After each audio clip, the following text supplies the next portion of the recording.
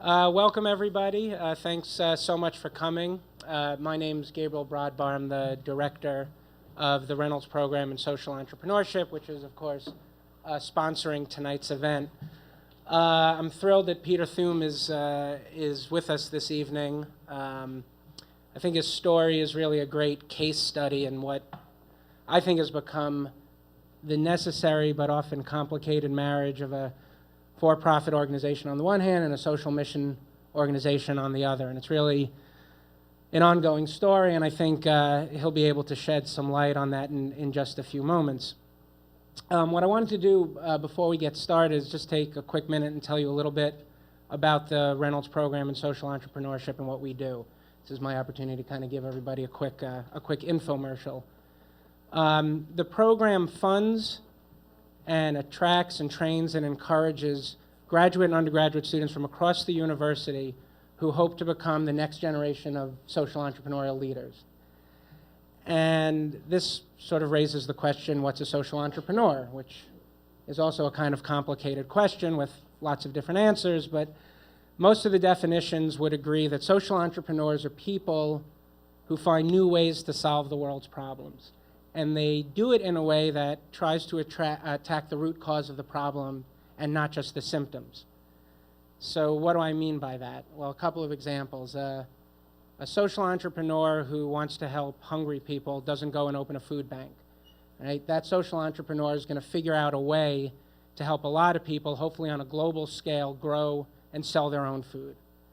Or a social entrepreneur who wants to help foster children doesn't go out and become a great caseworker, right? Rather, that social entrepreneur is going to build new data systems and communication tools so all caseworkers can become better. And a social entrepreneur that is concerned about clean water doesn't drill a well.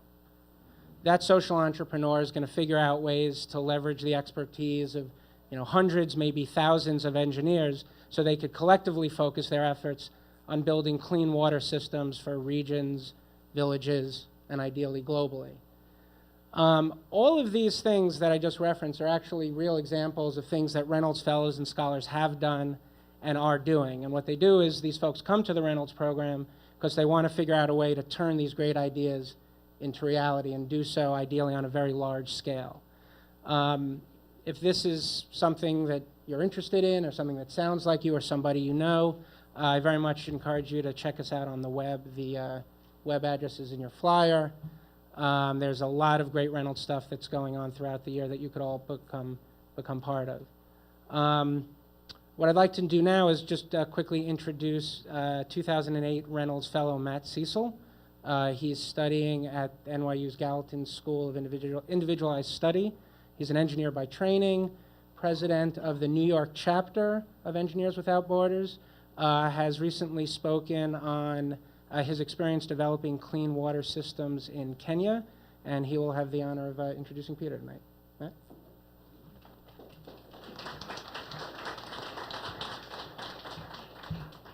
Okay. Thank you, Gabe. It's a wonderful opportunity for Reynolds and NYU to have Peter Thum here tonight to talk to us. As Gabe mentioned, a lot of what social entrepreneurship is about is tackling social problems in new and innovative ways. The social challenge that Peter Thum attempts to affect is the world's global water crisis. The global water crisis is something that's only really come to the world's attention in the last decade or so, but I think that the numbers really speak for itself. We have a situation around the world where 1 in 6 people don't have access to clean water, and 1 in 3 people don't have access to adequate sanitation. So the water crisis affects people living in developing countries, but disproportionately affects children and mothers. In the last 4 years, this has been a subject that I've been working on as an engineer, trying to develop and deliver clean water and potable water systems to developing communities. I've seen, and I guess many of you may have as well, that this is an overwhelming problem, and sometimes, you can feel like the challenge is just too much. So I guess what I'd like to say is that as a Reynolds Fellow, I'm thrilled to be able to leverage the resources, networks, and expertise that's provided to me as the Reynolds program, and I'll continue to wrestle with this challenge as a result. And I'm sure that Peter's comments tonight will really be enlightening to us all and inform us in this challenge. Peter Thum is the founder of Ethos Water and also the Giving Water, currently advises for-profit and nonprofit, and is pursuing a new venture. Thum led Ethos from 2001 as the founder and president until it was acquired by Starbucks in 2005. He was then working as vice president at Starbucks and a director of the Starbucks Foundation up until 2008. He's been profiled in various media. He's been in the USA Today, National Public Radio, CBC News, Fortune Small Business, the New York Times, and various other media that you can see in the pamphlet we passed out.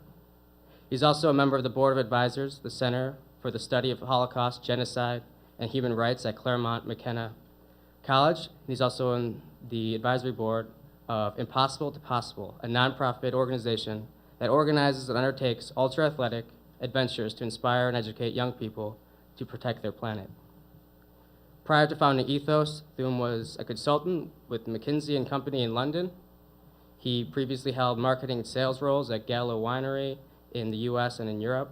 And before Gallo, Thum was an English teacher for Siemens AG in Germany.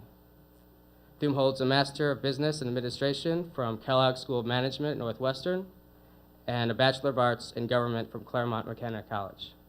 Please join me in welcoming Peter Thum.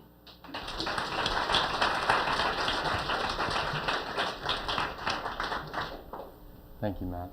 Thanks, Gabe. And thank you to everyone here from the Reynolds program for welcoming me and letting me come speak to your program. I was at a conference last week, so it was sort of the computer glitch was kind of funny because not 5 days ago I was watching Bill Gates release bugs into this room, or theoretically release bugs into this room, so I didn't think that they had all gotten into my computer after he had done that, but as I crossed the threshold and found out that it wouldn't work relative to trying to plug into the projector, I was saved at the last minute here, so thanks for all the technical help. That was an amazing conference, actually. I've been going to this conference for 6 years, and in one session, we had this really interesting thing take place, and I'm going to share that with you in a second. But before I do, I'd be curious to know who here is an NYU student. If you could just show by hands, and who is an undergrad and graduate students,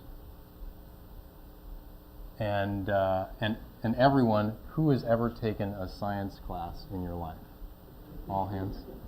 Okay, so there are some non-science people here, but you'll have to follow along. We're going to do an experiment. I saw this experiment last week. I really liked it. So what I'd like you to do is turn to the people next to you and shake their hands. To your right and to your left, just shake their hands. And stretch a little bit if you have to.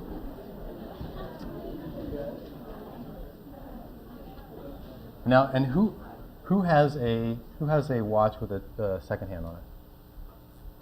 Okay, Gabe. I'm saved by the bell. What I'd like you to do is watch for 7 seconds. So now, I'd like you to turn to somebody you just shook hands with, hold their hand. So pick someone out, hold their hand right now, and look at them in the eye, and keep holding their hand. Don't let go, and start counting 7 seconds. Look at them in the eye. Don't turn away. Keep looking. Keep looking. Are we there? Okay. So how did that feel? Who felt a big difference between the first and the second experience? Over here? What's your name? Julia? What was the big difference?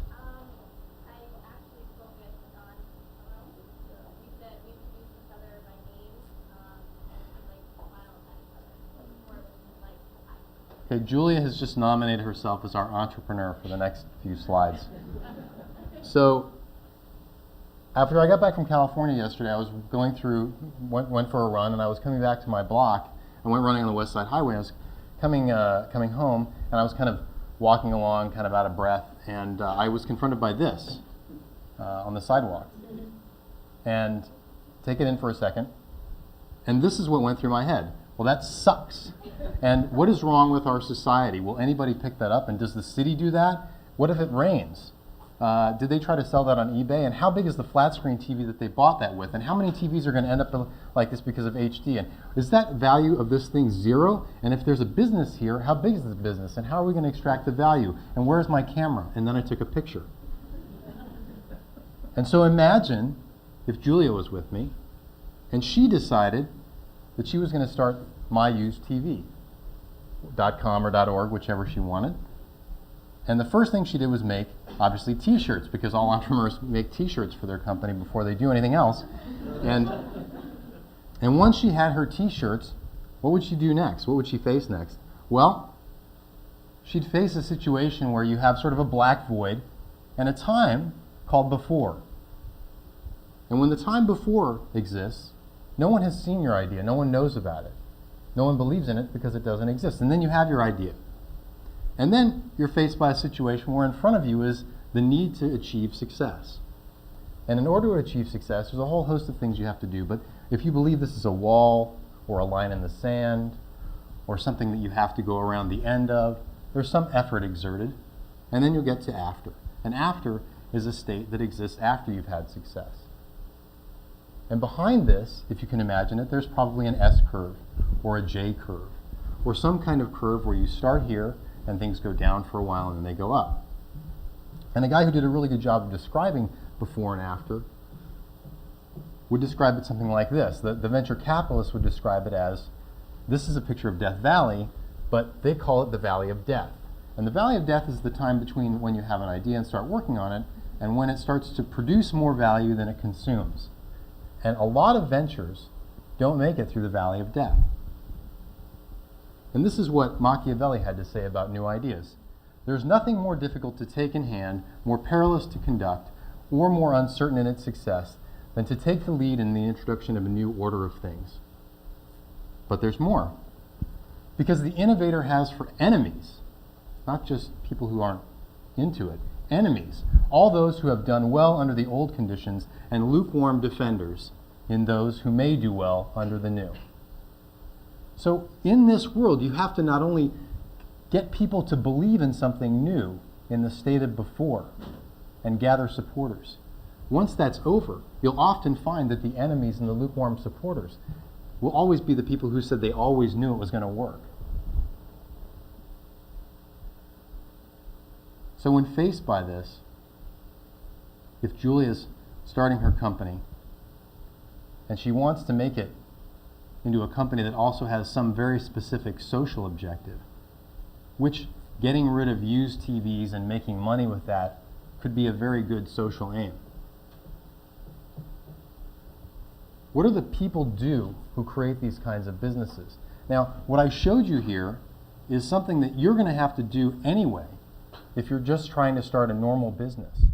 If you want to start a for-profit venture, up until this point I've described to you a set of things that you have to go through if you want to start a pizzeria. A pizzeria has a valley of death. But if you're a social entrepreneur, you have to have a different set of things that you can succeed at. And I think I made this list up in the last couple of days, so you may not find it on a website about social entrepreneurship. But the first one is that you embrace a deeply moving personal experience, allowing it to guide you. Like the one that you had here, like the one that she said moved her. You allow these exchanges in life to affect you. So the handshakes that you had initially, there was no noise in the room, there was no laughing, there was no interaction. It was sort of thank you and thank you. And you can think about how many times a day you interact with other human beings on a level that allows you to go on your way and sort of hello, goodbye, and you can't even remember who you met that day.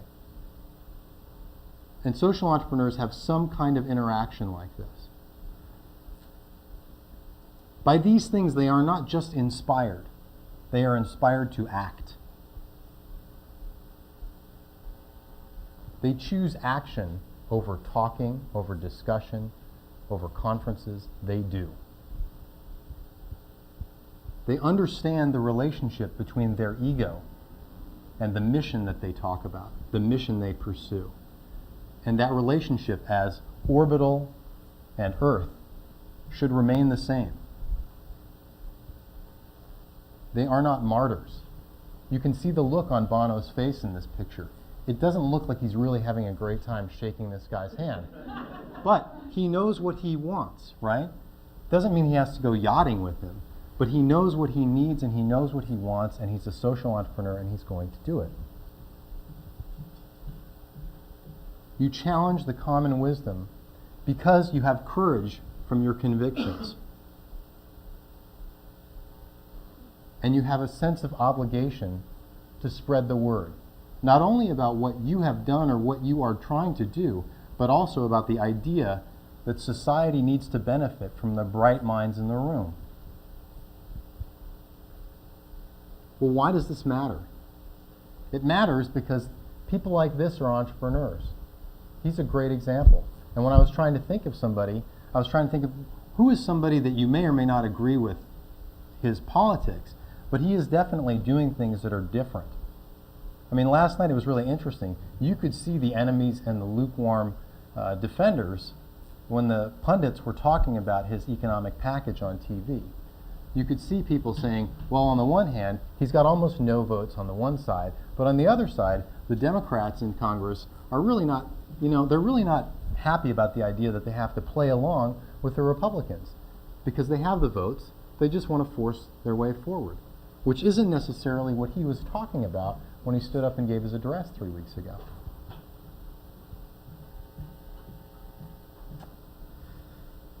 So I want to ask you a question, and if this was the last thing that you remembered in this presentation and I stopped talking now, I think this is what's really important. The question is, are you living your life in a way that allows you to have those long 7-second handshakes? Are you allowing yourself to come into contact with people, absorb it, and think about how to use yourself to the benefit of society? And I'm saying if you're not, you should, because those kinds of experiences in life lead to this. And I am not a big smiler. I mean, I think there are probably like 3 things that make me smile in life. My fiance, my mom being happy on her 70th birthday a couple weeks ago, things like that, and these kids. And so I would only have 2 of the 3 of those without this, and I probably might not have met my fiance because I think a big part of our relationship is our interest in the world. And so, I would have my mom, which she probably would be tired of me being around so often if I was the only source of joy in my life. And so I think, you should think about, are you living your life in a way that goes beyond your spouse, goes beyond your kids and your grandparents? Are you part of your community, and what are you doing to make a difference? So I'm going to talk to you a little bit about the experiences I've had as an entrepreneur. In 2000, I was working in London as a consultant. This was the view from my office, and I got a phone call one day from our office in Johannesburg, and they called and said, we'd really like you to come down and work on a project with a winery. And since London is really like this in the winter, which was about 3 weeks away, I said, that sounds like a good idea, because South Africa looks like this. Cape Town looks like this in the summer. Stellenbosch is where I was going to be working. And so I got a little bit of this. I was very excited. I said yes immediately. But very quickly, the experience in South Africa changed. And I ended up spending quite a bit of time in places like this, in the townships in the countryside, where I got to meet people who were living in poverty for the first time, really grinding shantytown poverty for the first time in my life. And I saw people who lived in houses made out of tin and scraps and wood, who had dirt floors, who didn't have electricity, and if they did have it, they were stealing it from the grid. They had water, sewage running through their streets. And the women in these communities and the girls spent tremendous amounts of time collecting water. I remember one time I was in Durban out in the countryside driving along this road, this dirt road, and there was this woman. It was the first time I'd ever really seen something like this. And we had been driving for a long time, and she was in the middle of nowhere, and she had this enormous pot on her head, and it was clear that it had 30 or 40 pounds in it, and I had no idea where she came from or where she was going. But I saw these people everywhere. And it struck me. I saw development work going on. I saw people building schools and working on virus, AIDS prevention programs. And I thought, it's very odd that we're investing in schools with no pipes in them. Because we wouldn't do that here. And how do we expect a society to exist if there isn't any water? And so why are we skipping that step? And so I left Africa thinking, not only I need to understand this, but also I need to do something about this. And so I started doing some research. And I found, the statistics were cited earlier, more than 1 billion people did not have access to safe water. And about 2.5 billion people didn't have access to sanitation services, which means, in effect, those people probably have never seen a toilet like you understand it. And they may never in their entire lives use one. The women spend 3 to 6 hours a day trying to get water, and the work of collecting water is grinding. I know that when I was in college, I could pick up one of those 45-pound plates to put on a bench press pretty easily. They're very heavy now, and I never had to carry one for 3 hours. And that's about what these women are carrying on their heads. And they do it every day. About 2.5 million kids die every year because of water-related diseases. And I think what's really important about this isn't that there are 6.6 billion people in the world, so that seems like a sort of a small number. It's that this is a preventable disease. And how many of you would like to see your brother or sister or your children die of something that no one should die of? It's still a huge number on a daily basis. And WaterAid says that $25, just $25 in their area of 17-country operation can give someone access to water, sanitation, and hygiene education for the rest of their life. So when you think about that, that's less than the cost of breakfast at most of the restaurants around here. The problem, though, is that most people don't have the benefit of having ever been faced with this stuff. And so the numbers that you've seen on the last few slides, backed up by pictures that I've taken or culled from the internet, aren't there for most people. So for most people, it's just statistics in a report, and you see it, and you turn the page, and you don't really feel it. How many people here were born in a developing country? If you ask these people, they would know. They would be able to say to you, I've seen this or I've experienced this in person. And this is what was around me in the UK, and obviously here. We live in a different world. So people's understanding, their separation from this problem is very understandable because we have abundant tap water. If you have $2, you can get a bottle of water anywhere. And you have toilets that cost $1,000 that are always clean, and oftentimes somebody else cleans them for you. So why should you understand this problem? And ironically, while I'm doing all this work and I'm sort of sitting on the beach, which is what you call it when you're between projects, sitting on the beach as a consultant in McKinsey's office in London, my next project is to work for a bottled water manufacturer and a soda manufacturer in England, in this nice, boring little town. And we go there, and my job, in part, was to look at the bottled water industry in the UK and try and figure out how do we make more money in this business. And while it was fascinating to look at that market was sort of emblematic of the rest of the world. Bottled water was the fastest growing beverage segment. And within bottled water, you had people who were willing to pay £3 for a bottle of Evian, where you could go over to Budgeon's, which is a chain there, and get a bottle for 49 pence. And so if people are willing to pay 6x for the same substance, basically, but just because it comes from across the channel, the question is why? Why? And I can talk about this, I think it comes up again here, but basically they're looking for some kind of benefit, some emotional benefit, some sense of superiority. And there's a lot of marketing in this, but I think originally when the bottled water industry began, these things did come from sources where the water was cleaner. The water came from up in the mountains, but we've reached a point where that's no longer really an issue. And so one day I was on the train going back to London, and I was struck by this idea. I've seen all these people who don't have clean water access, And now I've seen all these millions of people who are buying bottled water for various reasons, convenience, because they don't like the tap water that comes out of their house or whatever. Why can't I take a slice of this business and turn it towards something else? So I wrote this idea down on a napkin and carried it home with me, and basically it was this. You've got 1.2 billion people who need water, and you've got about half a billion bottled water consumers in Europe and the US. Let's connect these people. Because on the one hand, you've got all this money and ignorance, and on the other hand, you've got all of this need, right? So let's hook them together and create a brand. And the brand becomes a communications platform so that every time somebody buys it, they may not necessarily know initially, but once they bought a few of these bottles, they're probably going to buy bottled water anyway. So if we can convert them to this brand, every time they buy a bottle, we can take some of that money. It's sort of like Robin Hood. We'll take some of that money and invest it in projects. And originally, I was going to try and start it as a nonprofit, but for many reasons, that didn't quite work out. And so I thought this was a great idea. It made a lot of sense to me, and I wrote it down. I started writing a business plan. It started expanding from the napkin that I originally wrote it on. And I started sharing it with my friends, and they hated it.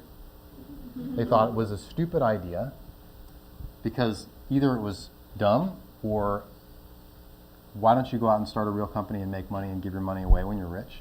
Or if you want to do that, go start a nonprofit. That's what nonprofits do. They help people. They solve problems. And if you think back to those original slides, you can understand why they thought about this, because they were living in the before world, right? And all I'd done is show them a piece of paper. So the question was, how do you get somebody from the before world to understand the world after it's succeeded, or to be able to envision that? And they had legitimate reasons also for fearing for me and also thinking this is not a good idea. I think there are 4 slides in here. The first of these was that the bottled water market was extremely competitive, and there were more brands all the time. And what this doesn't say is that 3 of the companies in this market own 85% of the market. So if you're a new guy, even if you're killing yourself to just make all the money for yourself, you're only competing in 15% of the space. That's a very tough Shark Tank. And the weird thing about the brand was that we're trying to solve a problem by creating a brand to make a problem more understandable to people. But Branding 101 says make your product, make your brand about something people care about. Make it about a need they really understand and have a deep sense of caring about. So what we're trying to do is create a business to elevate a concept and move it up above some of these other things people are concerned about. And one of them, which is not here, is they're concerned about themselves. Now, this chart could make you really depressed, or it could make you very excited, because Al Gore's issue is here at the bottom. And he's done pretty well in the last couple of years. Problem 3. Some of the people in this room, I think, were probably in high school when I was working on this initially, or maybe even in junior high school. At the time, and I don't know how I'm not exactly sure because I haven't tried to raise money for a while, but at the time, despite the fact that there was a really strong and thriving venture capital business in the United States beginning in the 1960s that has funded a lot of the companies that make the technology here break when I try to start my computer, those guys, those venture capitalists don't invest in stuff like this. And there really isn't a social venture capital industry where you can match your idea to somebody who wants to give you the money to fund it. And people write a lot of books about this stuff, but these books are effectively for someone who already has $1 million, telling you how do you invest in companies that behave in nice ways, not how do you help start companies that are going to change things. And the last thing was that the whole game was structured in a way that we really didn't fit into, which is good if you can make it work, but it's bad because you have to make people understand what are you trying to do. What are you talking about? So the problem that we had was that the dimensions that people differentiated themselves on were different geography, sexy geography, pure source, and cool packaging. And we really had to eradicate 2 of those dimensions for this brand. And the eradication would come through creating a brand that did this. At the center of the brand is a mission: help children get clean water, raise awareness of the world water crisis. So I wrote a business plan. I quit my job and made this plan bigger and bigger, and in this plan it said you really have to go to the United States because The UK is too small. It can't support this thing. So I moved to New York. I moved in with 3 roommates, which was really fun when I was 35 or 34 on the Upper West Side, and I started working on this, and I found out quickly that I had some shortcomings. I went and met with people in the beverage industry. I went and met with people in the NGO community, met with potential investors, and they weren't very interested. But the main shortcoming that I identified is that I wasn't really a networker at that point in my life. I hadn't learned that skill. And so when you're not a networker, your network dries up pretty fast. And this was an idea that had a sort of a seemingly endless number of no's that people wanted to give me. And so I needed to have a big network. So I recruited my classmate from business school, Jonathan, to come and help me with this because he was a terrific networker. He was also a smart guy and had a lot of, his network was also perfectly suited to something like this. And so that helped me solve that problem, but there were still a lot of other problems. He lived on the West Coast, he was married, he had a job, and they wanted to have a family. And so we started working on this together, and we went out and tried to raise money, and it didn't go very well. People were not that excited about the business plan that we crafted and recrafted and recrafted and recrafted. And so we made tens and tens of presentations, dozens of presentations. And one day we were in Silicon Valley, and we went there quite a few times because we figured, okay, there are people up here who have literally made billions of dollars, who are all under the age of 30. We're going to find somebody here who's inspired by what we're trying to do. At the end of a very long and arduous day, we're sitting there having a beer and looking at each other, and I said, we have to start this company. No one's going to invest in this if we don't just do it. And so this is late spring of 2003, and we actually end up starting a company. And I penciled out on a piece of paper how much I thought it was going to take. I moved out to California, and I started figuring out how do you make bottled water. And about 2 months later, these were coming off the line. I borrowed this car from my mom's friend Mab, and I would go to one place that made labels, and I'd pick those up, and I'd take those to the place that made caps, and I'd take the caps and the labels to the place that labeled the bottles, and I'd have them assemble all that stuff, and then I'd take them to the place where they'd fill them. And we basically had this bottling line, and really all they did in that place was pour the water in and put the caps on. And as soon as we had some product, we went out and started to get some customers. And these customers were specifically targeted because they were customers where a lot of celebrities would go and buy their lunch and go shop for their fancy clothes and things like this. So they were places where we thought the people in LA will be helpful and able to help us out in terms of growing the business to the level where it can be interesting, where the brand will seem much bigger than it really is. So before we had 10 customers, Kate Hudson had picked up a bottle, and we were in a I don't know what you call them, like the magazines that are there at the rack when you leave. So things like that started to happen for this brand, and we were actually avoiding growth because growth meant cash burn. But then Whole Foods got interested in us, which was something that was good and bad. And we started to get support from Whole Foods, and we got into Whole Foods. And so if you guys have ever been to the backside of a grocery store, you know that a truck drives up and there's this large loading dock, right? And the truck is very tall, so the loading dock is tall. So I would drive up there with this station wagon, and the dock is here at my nose, and I would pick up the cases and set them up there. And it didn't take them very long to get tired, and so they started calling their headquarters saying, this guy keeps showing up in a station wagon. We don't know what to do with him. And so pretty soon their logistics people called and said, we're going to start sending a truck to your factory to pick up the product directly, which is great, right? No more station wagon, at least not for them. But the most important thing is we started to see support from the people in Whole Foods, the staff, the people who actually cut up that cheese for you and let you taste it and fill the shelves with product, and the people who work in the back room. They started asking us for t-shirts and building these displays for us. And what this meant was hardened people who really rarely support anything like this started to pick up our brand and fall in love with it. And I think a lot of that had to do not only with it being the crazy person delivering to the back of their store in a station wagon, but also because we'd go in and promote it ourselves and explain it to their customers. And they could tell we really cared about this. And in fact, this was in Beverly Hills, which probably doesn't surprise you. That spells Ethos. The grocery manager and his daughter, who was 8 years old, spent the whole weekend building this with wire and stuff. This stuff never happens in the grocery business. So the thing is that with the more successful we got, the less money we had, because when you're small and you're in the valley of death, you're burning cash. So we managed through some friends to raise some money, just a little bit. And that money carried us along for a little while, but we started to run out again.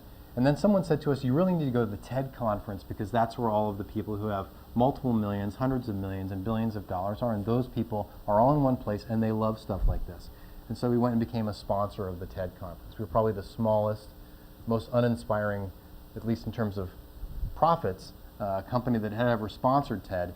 But we went there, and they have one cardinal rule. Don't bother the billionaires and don't ask them for money. And we did that all day. That's all we did. And it worked. We were very lucky. We talked to just about anybody who we knew had enough resources to be interested in this. Some people expressed interest, and a couple named Pam and Pierre Omidyar called us, or their representative called us and asked us to come and meet with them. And we did, and we went literally through every line of this, probably the biggest financial model that I ever built, including my time at McKinsey. And they made an investment in our organization, our business. And they asked us, what else do you want? Is there anything else you need? And we said, we need an introduction to Howard Schultz. And the reason we needed an introduction to Howard was because we delayed all the groundwork to get into Starbucks, but we couldn't get in. I mean, everybody there knew about us, but we couldn't get them as a customer without meeting with him. And so we went in and had a meeting with Howard Schultz. We had this PowerPoint kind of like this one. We're sitting in the boardroom, and he walks in and sort of smiles and looks a little bit sheepish and confused and goes, what's all this? And we said, well, we have a presentation we want to give you. He said, no, I'm not interested. Let's go sit in my office. We sat at a coffee table. We had a cup of coffee. And he picked up a bottle of our brand, and he asked us, tell me a little bit about your business. And so we told him, no PowerPoint, no numbers. We just told him what we were there for. And he really loved it. And he said, I really hate the water we sell. He said, this is great. This is a great idea. We should be selling this brand. And so he got on the phone and started calling people. And he said, Nancy, because Nancy is his assistant. And whenever Howard wants something and he can't figure out how to get it, he says, Nancy. And so Nancy, who's a lovely woman, came in and said, hey, Howard, what do you need? And so he said, I need to talk to so-and-so. And so this senior vice president of so-and-so came in. And then the senior vice president of so-and-what came in. And we ended up talking to about 10 people who did different things. And it was very smart. He was helping us sell his idea in a Fortune 500 company. His idea was, this is something that we should have. And he was, rather than making us go and have the same meeting with a lot of people, he was making us have the meeting in front of him. And that was a blessing for us. And I thought that was a very clever thing that he did. And so we kept talking to them. And then they came back to us a few months later and really surprised us. And they said, we like your business, but we like it so much we've decided we want to buy it. Which was good, but also not what we expected. And we started negotiating with them and talking with them, and they wanted to own the whole brand. And we were a little worried. And I mean, you can imagine, we were a company, we had 6 people. And Starbucks had, I think, 160,000 employees at the time. So there was sort of like a power imbalance. But we ended up working things out, and what does that mean? Well, the benefits of scale are that they said they would donate 5 cents for every bottle. Well, at the time we were trying to figure out how to deal with some of the laws and regulations that govern how you run a business that induces somebody to buy something by promising to make a charitable impact. And I had actually sat down and figured out that if you looked at our financial models over time, by year 10, if you averaged out all the money we would have given, it would be 1.9 cents if we had succeeded, because we were unprofitable at this point. So by getting acquired, they multiplied that by 260% on every bottle, starting with bottle number 1. They agreed to give grants of $10 million by 2010. They gave us instant distribution in 7,000 stores, the first 2 of which they could only guarantee or only say, we're going to do this by being able to deliver that, which is what everybody wants from Starbucks, as well as brand benefits. And the last one I think is really important for this business, for this brand and what its mission is. This is helping children get clean water. This is raising awareness of the world water crisis. But the cool thing behind Starbucks, the big kahuna behind Starbucks, is Pepsi. Because Starbucks has a joint venture partnership with Pepsi. And if getting into Starbucks is really good, being able to get access to a negotiation with Pepsi for a new brand that barely exists is great. Because these guys have three things: amazing brand portfolio, trucks, and refrigeration. So they can get your brand to 2.5 million points of distribution if it's the right kind of brand. Ethos would fit into something like 100,000 in the US. And so after 13 months of negotiation, this deal got signed. And that enabled us to really change the way that the brand looked to the consumer. So we went from a bottle that was designed by someone who's not a bottle designer or a packaging designer to a bottle that was designed by IDEO and that was engineered by Pepsi's engineering team. And I think there's something really important about this. Like, you cannot be in the business of helping people if you're in the business of selling anything without doing a good job of selling that thing first. You're in a business and you have to compete with all the people who play that game. So this is us basically fixing the packaging problem that we had and being able to compete with Evian and Fiji and Voss and take their consumers because our packaging was competitive. We also ended up being able to negotiate a deal so that Matt Damon did print advertising for us, which really helped Ethos go from being a nice-looking brand that was in Starbucks to being a brand that people who were, the broader public had a better understanding of, because he's sort of like he played the role in terms of introducing our brand to certain groups, like Paul Newman's face played to people in the 1980s. And so I think what's important to think about as you look at this slide about what's happened with Ethos is not so much just the numbers and the results. $6.2 million-ish in grants going out, more than 400,000 people given water and hygiene education and sanitation. What's important is that this is really the glue that held everybody in the deal. This is what made this happen. This is why the brand was interesting to people. And I think if you go back to the beginning of this conversation and the beginning of this presentation, you think about what makes a venture successful. If it's about technology, it's because you're providing better technology than anybody else. There are new benefits for people. Those benefits tend to be very tangible and practical. This TV is bigger or more crystal clear. In this model, the benefit that we were providing was that people who were looking for some meaning in their lives and were trying to find it through other products that really didn't have any tangible meaning, we were able to provide that, and successfully. And I think that brought consumers, that brought me, that kept me in the game when I was 2.5 years into it without any pay, brought my partner in, it brought our employees in, Starbucks and Pepsi, and all of this was wrapped around the fact that Ethos was about a mission, and we stuck to our guns and we stuck to that mission. With all the caveats about that you saw at the beginning.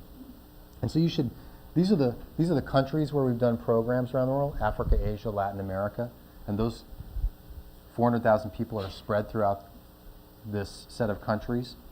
And we've, at the beginning we couldn't do we would only be able to work with NGOs that were tiny, and then we started working with UNICEFs and CARES and the biggest players in this game, WaterAid. And here are some of the people who have benefited, individual people. Marta she's in her early 30s. She lives in a village called Cholesnate, Honduras. Cholesnate is a town with about 150 residents. She used to walk 3 miles a day to get water. We provided a $10,000 grant. It was our first grant before we were profitable as an independent company. And Water Partners International provided the engineering and the materials, and the villagers themselves dug a 1.5 mile trench to their village and built all of the protected cisterns and the filtration equipment, and with the help of the engineers. And now, in front of everyone's house, there's something called a pila, which is about the size of this. If you could see that, imagine that as a table, And water comes right out of that in front of their house. They don't walk a mile and a half there and back. And so the water is as close as you and I are. These are her kids. And this is the only project I've been able to visit twice. These children used to be, the first time I saw them, the project wasn't finished. They were very sick. They didn't look well. When a kid has a flu, their eyes get that sort of pussy look to them. Everybody in the village looked like that, and the kids looked worse. And the school wasn't being used. And so when we went back, this is when we went back, the kids looked much healthier. Everybody was in school. The school was operating. Access to water had changed these people's lives. This is Dion. She was 9 when I met her. I think she's now probably 11. She was part of a program through Mercy Corps where we provided toilets and hand washing stations in about 700 schools in Sumatra. And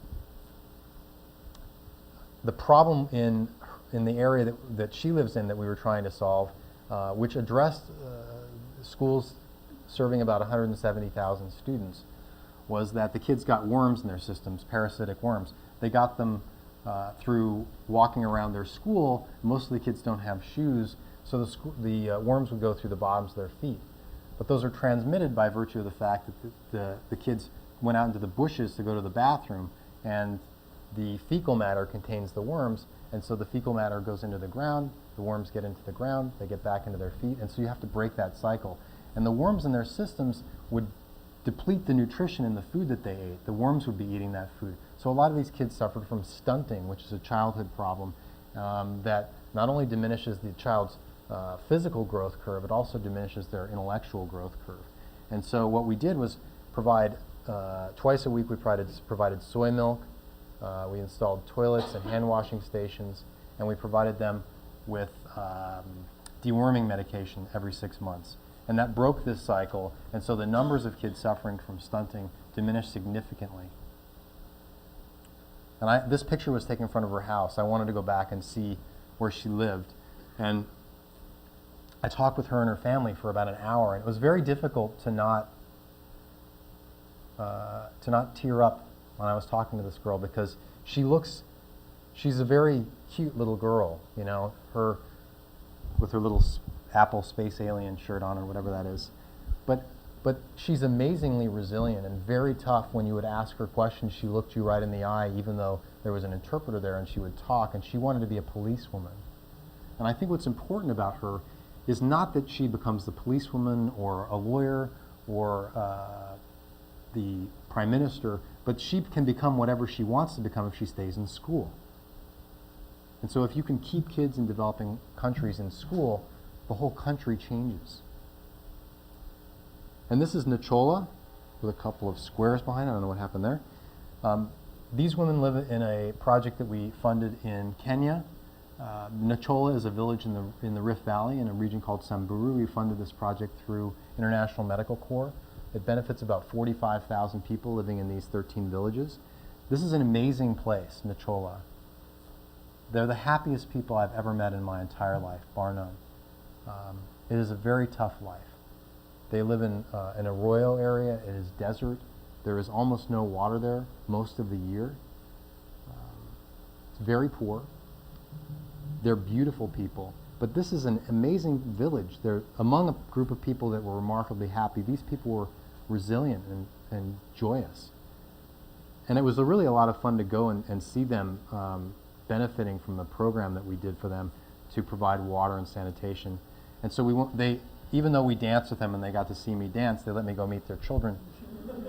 And we went to the primary school, and behind the sign is the village, a couple miles away is the village where that picture was taken. And we went into the school, and what I found there was these amazing kids who were a lot like their parents going to fetch water from the river right next to their school, because the well we had dug was 2 miles away. And I thought, yeah, would my kid walk 2 miles during the school day to go get water? Probably not, because there's a river right there. And so I said, how do we fix the problem? And they said, well, we need to get the rights if we want to have water here, and we don't have the money. And I said, if you get the rights, I will find the money for you. And so last summer I started this organization, aside from Ethos, called givingwater.org, where for some reason, I've had the opportunity to go and speak at colleges and universities and conferences about ethos and things that have happened through it. And Giving Water enables people who like what they hear to make a donation to programs with the NGOs that Ethos Water has already funded. And so that's one of the communities where we have a program. We've already finished the funding for that. It was about $4,000. And those kids at that school now have a well in construction. And you find these holes in development where even though there's a solution somewhere down the road, you haven't solved all of the problems. And so that's what Giving Water is about. So if after this you're interested in making a donation, right now I think it's about $2.76 on average to provide water to a child at a school, essentially for as long as they're there. The other thing I'm doing is I'm working on starting a new venture. So I still work for Starbucks on a consulting basis to help them with Ethos, but I'm looking into several new business ideas right now, running Giving Water, and those are the things that I'm doing right now and loving living in New York. And I'm now engaged and have a wonderful woman in my life. And thank you very much. I really appreciate being here, and that's the end of my presentation.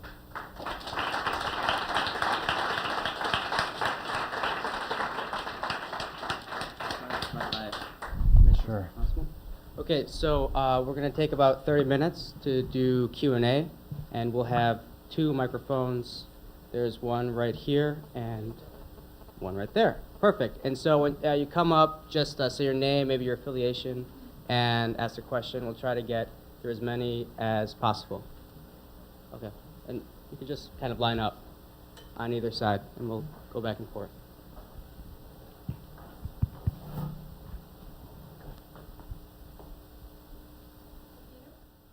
Working? Okay. My name is Karen. I'm a Reynolds Fellow, and I'm also from the law school. And I'm curious, why did you make the initial decision to do for-profit instead of non-profit? Well, initially, it was because there wasn't any money to finance a not-for-profit that was trying to do what I was trying to do. I don't know if that would hold true today. But I think that the lesson that I learned in trying to start it as a for-profit that I observed over time was that inserting a nonprofit model into a for-profit business or arena is difficult, because if you want to be successful, the people you need to attract are looking for the same value that the companies that you're competing against are offering them. They're offering them pay at a certain level, stock options, and so that value is very difficult to create in the nonprofit world today. That doesn't mean that if you were to change the way the nonprofit world works, which I'm sure you guys see in some of the things you study, or theoretically that that's possible, it doesn't mean that you couldn't do it, but today I think it's very difficult to attract the talent to fuel a venture like that without being for-profit if you want to compete against Coke and Pepsi.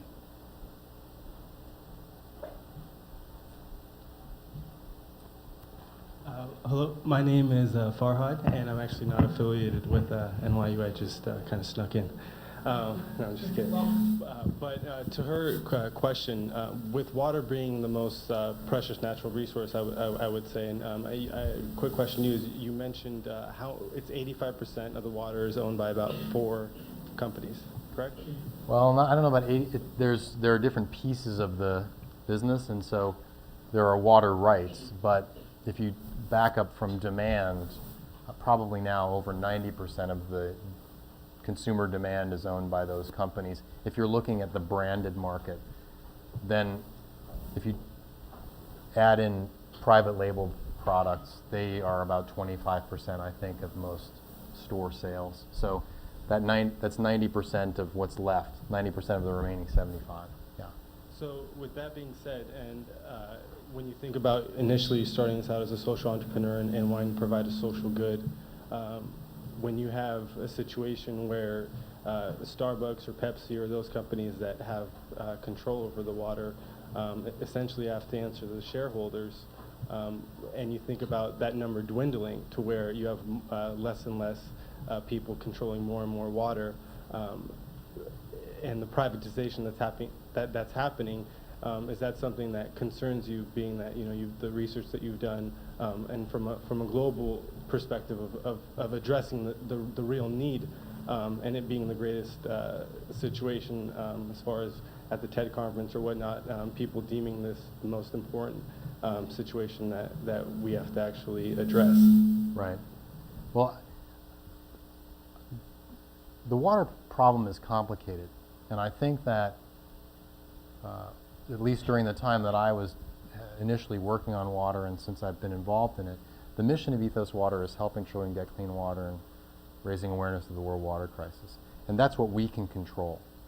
And we entered an industry that, to my knowledge, had no real social purpose at all, and tried to create one by stealing share from people who essentially were taking water from one place and putting another, and making it, through marketing, making it attractive to people. Now, that said, if you believe in markets, which obviously today there are some questions as to whether markets should be set free to run around naked, if you believe in consumer demand, markets are created by people who want stuff, and companies figure out clever ways to give it to them. And so those companies only have as much of the market as the consumers allow them to. They don't control those water sources. And even if they do own them, they've only bought them so they can have stable access. If the demand from the consumer shrinks, they own an asset that they can no longer leverage. And I would also say, I think people, if you look at the issues on this slide, the 1.2 billion people and the 2.5 billion who don't have sanitation services, some of that's about privatization, but the large majority of it isn't. And people make it about privatization. As a guy who's been involved in this for a long time, it's a very first world sort of annoying thing to focus on, to be honest with you, because these people need really help from their governments, help from companies, help from NGOs. This is not a problem, with the exception of some rare instances that touches most of the people who have the most dire need. But I think the question you're asking is about whether or not the bottled water industry really should exist. And every time somebody asks that question, the first time where I smell that, I give them one of these, which is your own personal conversion. I'm not drinking bottled water. I actually have one. So. But you don't have an Ethos one yet. So, and the rest of you, I urge you to go buy one for $15 at Starbucks. It will donate $1 for everyone you buy, and then for the rest of your life you can use it if you keep it in your hands. So if I understood you correctly, as you see it, if water continues to get further privatized, and if less people have control over the majority of it, the markets will essentially fix whatever. Well, I mean, I think I wouldn't give a blanket statement like that, and I think you're summarizing in a way that really isn't fairly representative of what I said. But I do think that people focus too much in this market on the issue of privatization. I think the issue people normally raise related to this industry is about carbon emissions and plastic, and I think that's a much bigger problem than the privatization issue. And if you look at the situation that Coke has experienced in India, India has made it very clear, one guy, that was led by one guy, has made it very clear to Coke what happens if you misbehave in a community. The same thing happened in New Hampshire here, in Maine. I mean, I think that if communities' water is being taken, they respond. And so I think these companies have some problems with water, but I think those problems are being addressed because those companies are being confronted by their shareholders. And I think any of the companies you're talking about understand that water is a major strategic risk for them. And for Coca-Cola and for Pepsi, it's a far more important strategic risk for them relative to their base carbonated soft drink brands, because that's where they make their money. Bottled water is a barely profitable business that they only entered into because people wanted it. They didn't want to be in that business because they couldn't make as much money as they did if they added color and sugar. So I don't want to drag this out too long, but I really think that privatization is kind of like off the track for the ethos discussion. I mean, I think, even though I think privatization is a topic that should be discussed, it's probably not quite as important, I think, as people think it is relative to this one. So I hope I wasn't too aggressive in my response. Hi, my name is Kirio and I'm from Columbia Business School. Yeah. I had a question. So it appears that Ethos is more of a platform for investment than just a product. And I was wondering if you could elaborate on how you select projects for investment, or how much involvement does Ethos have in those projects, and sort of who do you donate the grant money to? How do you participate in those, and what's the scale of your participation? That was I think there were 5 questions there, so I'm going to try and restructure it and give you one answer, and if you don't like what you hear, then ask again. Sure. So imagine you buy a bottle of Ethos. Let's say it's that bottle. You buy a metal bottle that's reusable, or you buy a bottle that's made of PETE, polyethylene. That nickel or that dollar goes through the operating division within Starbucks, and then gets donated at the end of the quarter, at the end of the quarter, into the Starbucks Foundation, into something called the Ethos Water Fund, which is basically an account.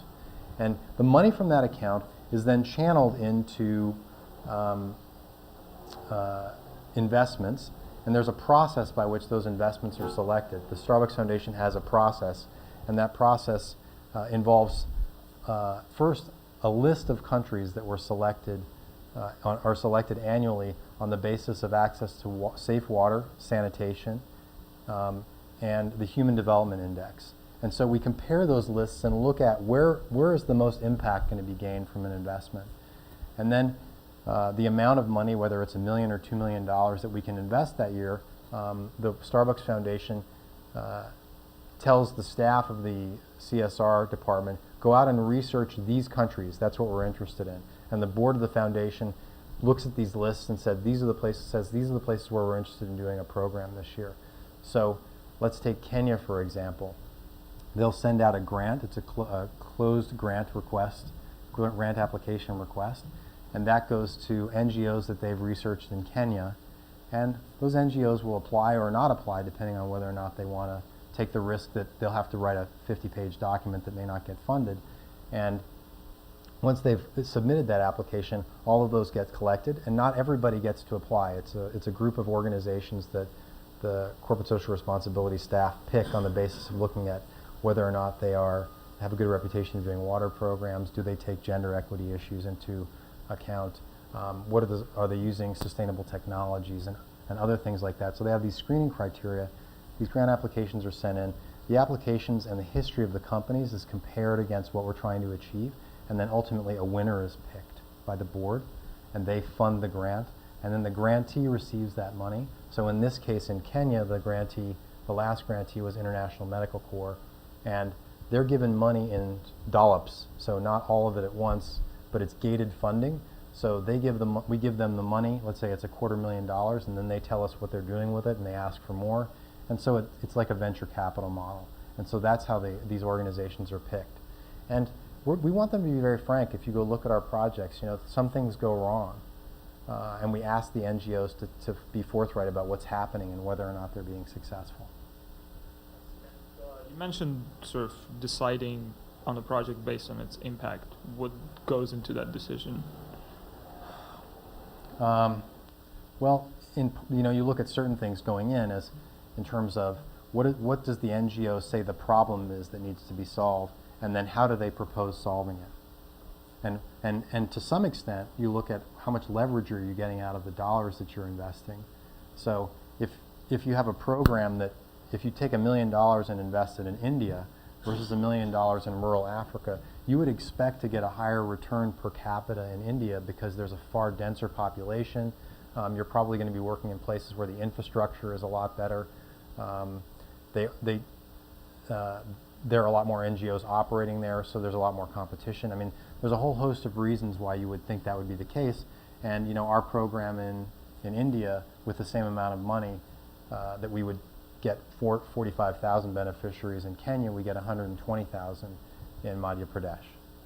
So things like that. But 2 water projects are never the same because the problem is it varies on the basis of geography and population. You bet. Hi, my name Hi. is Lindy. Hi. Peter, I wanted to ask basically about sustainability. projects. About- Just thinking about how you have the project in Samburu, where you're building wells and such like. I imagine that there's a question of maintaining the systems at some stage that will become an issue. And just wondering how that ties in with what you're doing. Does it involve setting up with IMC to provide sustainable, who provide support over the long term? Is it about training the individuals to help them provide support over the long term? Is it relying on government? What exactly ties into that? And I imagine that's something that would affect most business social aim. I don't know if you've gone that far in the process. So water programs are different wherever you go, and the people are different, and what they need varies. So there are certain countries where the relationship between men and women is very different. Women often still do all of the work related to water if there isn't a sustainable water supply in the community, in terms of going and fetching the water.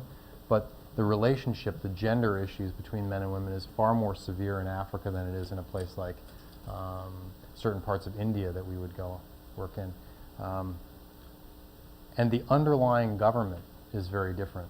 You may be in a place where the ability of the government to help these people or to help them help themselves is equal, but in terms of dollars, but it's different in terms of the government's ability to help the NGO that's helping them and to sustain that program. So for example, in Indonesia, we invested $1 million in a program there, and we did it through the school system, and the Indonesian government had restructured itself and essentially pushed control of monies that used to be centralized down into the to state and local level, which meant that when they saw this program working really well, they were able, basically we were $1 million pilot, and then another 40,000 students in another part of Sumatra were able to benefit from this as well, because the government saw that this was a very effective way of investing and an effective way of getting impact. And then that spread to Java, which is an entirely separate island. So there are knock-on effects to picking good NGOs and doing good work. And in a way, to some extent, the involvement of government is always addressed because the NGO has to deal with the government when they're working there. We probably would never invest money with NGOs who weren't clever enough to have figured out how does the government see this. And every time you go on a trip to visit a program, and certainly while they're working there, they have the NGOs that we've worked with. I've always had the experience that they have very good relationships with the government, and when you're there, they actually take you to see whether it's the governor or the head of the educational department in that state, or the district director, whoever the person is in the government that's responsible for that area and the budgets in that area. You'll meet them. I'm not sure if that answers all of the pieces of your question. I think it mostly does. I think the only thing I'd ask as a follow-up is, based on the question you got earlier, when you're busy evaluating what projects you'll be investing in and what countries you'll be investing in, Yeah. does that also come in as a factor, as in, will you be able to get, or is there a likelihood of government support to keep this thing going? Does that come in as a factor when evaluating it? I think that gets back to what I missed in your question, which was how do you how do you Going. sustain the program, grow it, ensure that it doesn't fall into disrepair. Mhm. That's a big problem with water because you're really dealing with infrastructure. I mean, you look at here in the United States, we're the wealthiest country in the world, and our infrastructure is going to be part of this get me out of jail package, right? So it's understandable in countries that are at the bottom of the world's GDP per capita list that they don't have the money to spend on infrastructures. I think that even if the probability of the well caving in or something like that, or some key piece of the infrastructure going wrong is pretty low, ultimately over time something's going to break. But the problem with the programs is immediate if you don't create a community committee, if you don't create a political body to support and an economic body. So people have to have responsibilities, including both men and women. So if you're in a place where women are essentially excluded from the political process, you have to spend the time forcing the sense that these people, that women know more about water than men by far because they live with it every day. And so you have to fix that problem. So that cultural issue has to be dealt with. So a water committee is usually established. There may be other committees that are established, like a Care for the Well committee. And that committee has responsibility sometimes for raising money and then figuring out how do we take care of the money. Or if sometimes you, rather than having money, you'll give them parts that they pay for after a certain period of time where you know certain critical pieces will fail, that they can trade back so that it's not cash, right? Because cash tends to disappear in places like this. But the social relationships are probably the most difficult part, and that's the thing that takes 2 or 3 years to set up. That's why these projects take a long time, because the social component is, the behavioral component is the hardest. Thanks. Yeah. Hi. Peter. My name is Suzanne Elliott. I'm an executive MBA student at Stern, and I Nice to also meet lead development and marketing at a nonprofit. So I have tremendous respect for what you've accomplished, Thank you. particularly the social impact that you've achieved in really just a few short years. But my question is about the business impact for Starbucks. Mm-hmm. Have they seen any business results as a result of Ethos, whether in increased sales compared to other bottled waters they've sold, or benefits to their brand, anything, any hardcore business results? Yes. Business improved. So the acquisition paid for itself. And this was probably one of the most, in terms of percentages, probably one of the most lucrative acquisitions they ever had in terms of return on investment. And that's only in dollar terms. Ethos has performed well, and there was an immediate lift in terms of customer response, which is what they call the consumers who buy the brand. So in that way, the business has performed. But still, most of the business is captive. The value is captive to the Starbucks stores, and they have not been doing very well. The business has really suffered as a result of competition and as a result of the environment, the economic environment, where people are looking at when they get up in the morning, they're saying, do I want to spend money on anything? And if I do, it's probably bread, not coffee. And so, I think that has been a clear public problem for them, and that affects Ethos because the foot traffic through the company's doors, it plays a large role in the brand's ability to perform. I think the brand has still performed ahead of store volume, and Starbucks will sort itself out. I mean, this is not a part of your question, but they have a remarkable brand, and I think that there are internal things that they have to cure relative to competitors, but there'll be a time when the economy around them recovers, and I think that will help them as well. So Ethos has done its job. Just one follow-up question. When you started the partnership with them, or when they acquired Ethos, did Mm-hmm. they lay out those business results they wanted to get? They wanted to pay for the acquisition.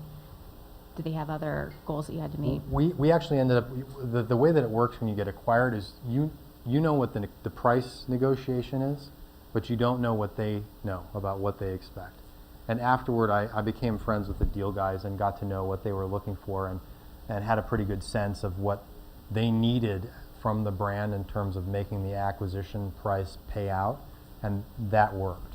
So I got those numbers verbally afterwards, even though I never saw the models that were involved, but we had done the same work to try to figure out what were they thinking. Although an interesting thing about getting acquired as a for-profit business, I didn't think that I would ever exit Ethos when I first started it, and I certainly didn't think that I would be exiting with the capital from an acquisition. And I think a hypothesis I have, but it's not proven, is that companies have to pay a fair price for things to honor them and appreciate them. Much like in development, you don't want to give things to people for free most of the time. You want them somehow involved in value creation, because it's like giving a teenager a Ferrari. It's a bad idea. And so I think that that's actually a good thing when a company pays for any brand. I think if I had my druthers, I probably would have kept control of part of the company. I think that the solution that Stonyfield Farms has come up with ultimately ends up being better for the brand, better for the customers, and better for the acquirer. that just wasn't something that was on the table in terms of options. Hi, I'm Rachel. I'm an undergrad at Gallatin. Hi. Okay, so I have a question Hmm. about the whole marketing premise, which I think is great. Like, people immediately look at Starbucks. I mean, when they're in there, they like, help children get clean water. It's like big signs everywhere. But the smaller font, when you read the bottle, says that it's 5 cents per Yeah. $1.80. How did you decide or negotiate that with Starbucks? Where it would be on the like, bottle?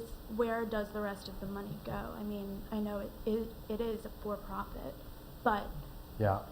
um, Well, you know, this is an interesting question because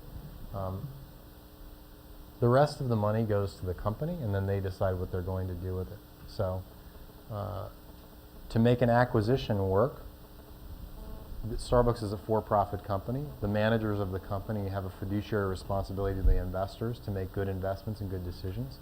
And the equation that we came up with 5 cents as a portion of the sale in Starbucks is only, when you look at that relationship between $1.85 and whatever cost there is below that, that's for the Starbucks stores. That price also had to work when we got into Pepsi, when we were selling the product for $1 in some stores. And the volume in those channels will be bigger than it is in Starbucks. So the model that you end up with economically is blended, and Starbucks only owns 50% of a joint venture partnership with Pepsi, and they only own this small portion of the product price that is the producer's price. So when you go and buy it in Whole Foods, the percentage is minuscule relative to the price that they're selling it to Whole Foods distributor for. So in that business, you've got a manufacturer, because we don't manufacture ourselves. That's manufactured for Pepsi on a contract. Pepsi takes control of that, then they sell it to their distributors sell it to another distributor, and that distributor sells it to Whole Foods. So there's a lot of hands in that pie. So in a business where you're literally slicing pennies, 5 cents is a lot over here. It seems small over here, but you have to look at the whole thing to figure out. And I'm not going to try to pretend that I could do all that math to say it's this percentage in front of you, even though I know those numbers.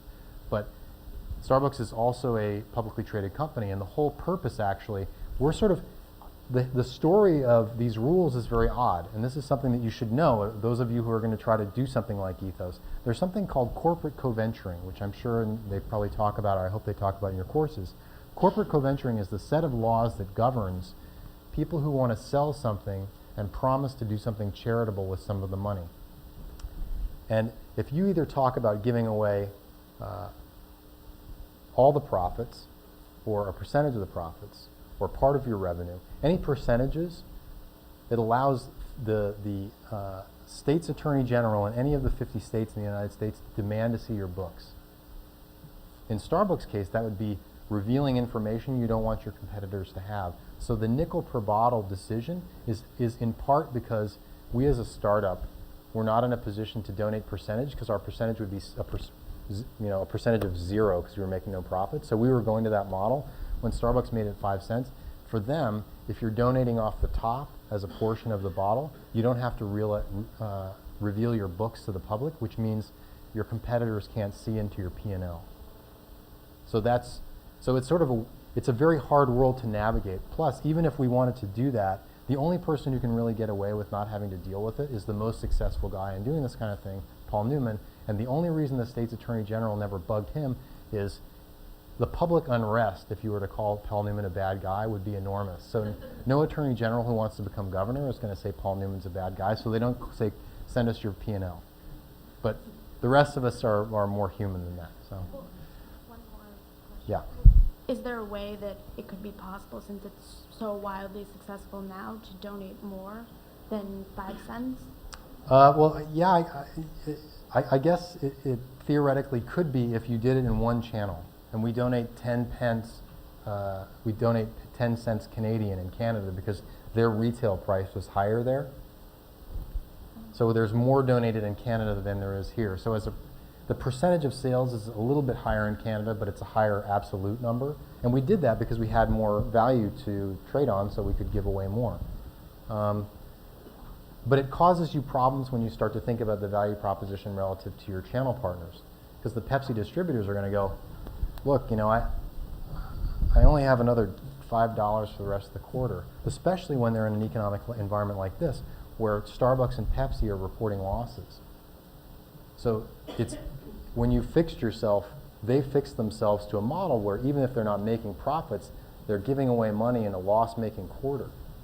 So business cycles go like this, Ethos goes like this, because we chose a model where we get, if Starbucks is having the best year of its life and we're here, people think that we're robber barons. And when we're here, they don't realize that that continues like this. So we're sort of in the middle of that, you know, and you only hear about it when things are like that. Thanks. Hi. Hi, I'm Ravi and this is Paul. Hi, We're guys. students of the Stern School of Business. Hi. Just last week we kind of completed a business plan. Yeah. This is about developing fish farms in Africa. Mhm. We plan to provide like financing, training, and providing ongoing maintenance for developing fish farmers in Africa. The initial choice is Ghana for the country. Just your thoughts on like the viability of such a project and some of the countries that might be suitable for such a venture. I've never been to Ghana. I was eating fish until last week when I found out there won't be that many more in the near future. So if you're starting a farm for fish, I think there are oceanographers last week who would applaud that. What I can say is that every business model that has a social aim and that you're trying to work on in Africa is different. So in hearing what you're trying to do, I don't think it would be fair for me to try and respond this fast, but I'd be happy to talk to you about it afterward. Sure. If you guys would like to talk about that afterward. And I can talk to you about what you think the most important decisions are that you have to make. But you know, I'm sort of like everybody else. I'm in the before world relative to fish farming in Ghana. And so I'd have to have it explained to me so I could give you a really decent opinion on whether or not it's possible to make that business work. Sure, Just a quick follow-on question to that. In terms of providing water, what did you see as the biggest competitors, either global warming or even other industries requiring water usage? Instead of water going to a village, you might find factories nearby that would demand a lot more water. Did you find that happening in terms of conflicts? The complexities of providing water to populations in the places where we do work vary depending on where you are. If you're in a big city, the problems usually have to do with the social problems of water mafias and things like that. So you have criminal activity, and people don't want you providing water to people because those are their customers, and those are the people they're getting to pay $10 a gallon for water. So that's sort of the kind of problem that you would see in a place like Nairobi, for example. On the other hand, if you're out in the countryside, a lot of the problems have to do with the fact that you have to get very expensive equipment to build some of these things out into the countryside where people just don't go that often. So you have to get enough money deployed to get the people, the engineers, the equipment out there to do the work. And so I think there's a threshold problem there in terms of getting enough resources for, at least in our case, in Ethos's case, getting enough resources out into the countryside so we could do a project and deploy a drilling rig and deploy engineers and have a team there for 3 years so they could support them. I mean, I went up to visit the place where these guys have their offices, and they went and rented this guy's house, and they all live there. They live in the offices. And if we didn't have enough money to be able to keep them in that region for 2 or 3 years, the program would never work. So the problems are different depending on where you are. One last thing. Any thoughts you have on the health benefits of grilled tilapia and Ethos water, like a diet made of those two? We should talk about that at dinner. Okay. Hi, Peter. My name's Steve. I'm unaffiliated with the university. Okay. But another question regarding Starbucks. So, I mean, and first of all, I totally respect everything they do with corporate social responsibility and think it's great. But I just have a question about, like, obviously when you initially started Ethos, you had the stated goal of creating social value for those in need of access to clean water. And it's in some ways there's synergy with what Starbucks does, but in other ways it might be at odds with some of their commitment to shareholder value creation. So can you kind of explain some of the challenges or things you learned initially when you brought Ethos into Starbucks, in terms of like trying to preserve, as much of the mission as possible in that environment? Because I think that's kind of an interesting challenge. I mean, I think the question I think the question I hear behind your question is the risk to the business model. I mean, do the shareholders look at it and say we want those nickels? And really, the nice thing about making that the center of what you do and making it public is that the people who care about the brand, it would be far worse for Starbucks to try to change the economics from a branding perspective, something that they invested in that's actually does provide a healthy return for them, but also has a nice public face for them. It would do a lot of damage to the brand that I know that Howard would never, that would not be something he would think about doing. I think the biggest problem for a brand like Ethos and a company like Starbucks or any company is just getting onto the agenda. I mean, today, when the company was flying high and they were making CDs and selling movies and trying to figure out which countries to enter into and so forth, Ethos was a steady, stable, growing, cool little business that fit the brand. And now that things aren't going as well, and Starbucks is trying to figure out what should our roast be, which drinks should we introduce, what is our store footprint going to be, where are we going to invest, are we going to divest in the United States? Those questions are all really burning problems the company has to deal with, and Ethos is a nice, steady, brand-appropriate business. And so when things are up, it's sort of like the nickel problem. When things are up, it's hard to get attention. When things are down, it's hard to get attention. I think there are other things that brand could do that don't get done, that could get done, that could be good for Ethos and for Starbucks in terms of expanding the brand. And those will, as Ethos grows, those will come to light, and people who work there, managers who work there, will see Ethos as an opportunity to make their career fly, and that's a good thing. And I think I'm out of time. So thank you very much.